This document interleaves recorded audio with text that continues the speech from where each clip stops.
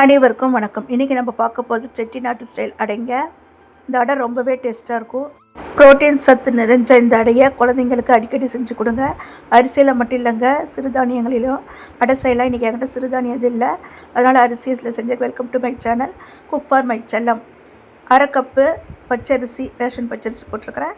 அரை கப்பு வீட்டில் நம்ம சாப்பாட்டுக்கு செய்கிற சாப்பாட்டு அரிசி. உங்கள்கிட்ட இட்லி அரிசி இருந்தால் அது கூட போட்டுக்கோங்க. 1/4 கப் துவரம்பருப்பு, ரேஷன் துவரம்பருப்பு போட்டிருக்கேன். 1/4 கப்பு கடலைப்பருப்பு,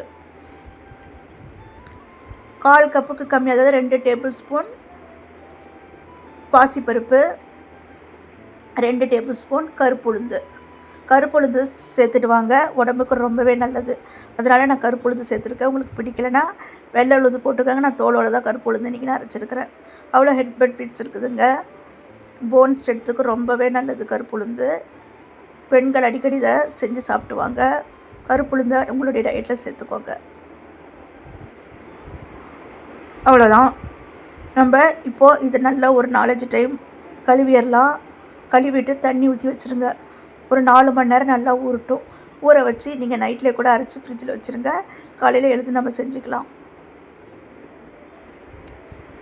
இதில் நிறைய பருப்பு வகைகள் இருக்கிறதுனால உடலுக்கு அதிகமான எனர்ஜி கொடுக்குது. காலையில் நீங்கள் சாப்பிட்டு போனீங்கன்னா மதியானம் வரைக்கும் உங்களுக்கு பசி எடுக்காது. இப்போ நம்ம என்னென்ன போடலாம்? ஒரு சின்ன துண்டு பட்டை, 4 காஞ்ச மிளகாய், அரை டீஸ்பூன் சோம்பு, 1 இன்ச் அளவுக்கு இஞ்சி, ஒரு 10 சின்ன வெங்காயம் போட்டுட்டு நல்லா கரகரப்பாக அரைச்சி எடுத்துக்கலாம். இதுக்கு அடைக்கு தேவையான அளவுக்கு உப்பிப்பே சேர்த்துட்டு நல்லா கரகரப்பாக இதை அரைச்சி எடுத்துட்டு வந்துடுங்க. இப்போது அடையை 2ஆக பிரிச்சுக்கலாங்க. அந்த அரிசி 2ஆக பிரிச்சுக்கலாம். இதில் ஃபஸ்ட்டு பேட்ச் போட்டு எடுத்துட்டேன். 2ஆவது பேட்சில் கட்டி பெருங்காயம் கொஞ்சம் சேர்த்துருக்குறேங்க. சேர்த்து அதையும் அரைச்சி எடுத்துகிட்டு வந்தாச்சுங்க. இதை அலசி தண்ணி ஊற்றிடலாம்.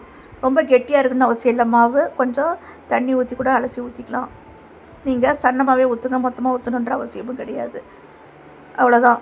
இப்போ நம்ம கல் நல்லா காய வச்சுட்டு நல்லா தோசை மாதிரி சன்னமாகவே ஊற்றிக்கோங்க.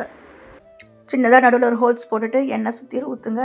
எல்லா பக்கமும் எண்ணெய் ஸ்ப்ரெட் ஆகும், நல்லாவும் இருக்கும். குயிக்காக வெந்துடும். அடுப்பை மீடியம் டு லோ ஃப்ளேமில் வைங்க. அப்போ தான் நின்று வேகும், முறுமுறுன்னு ஆகும்.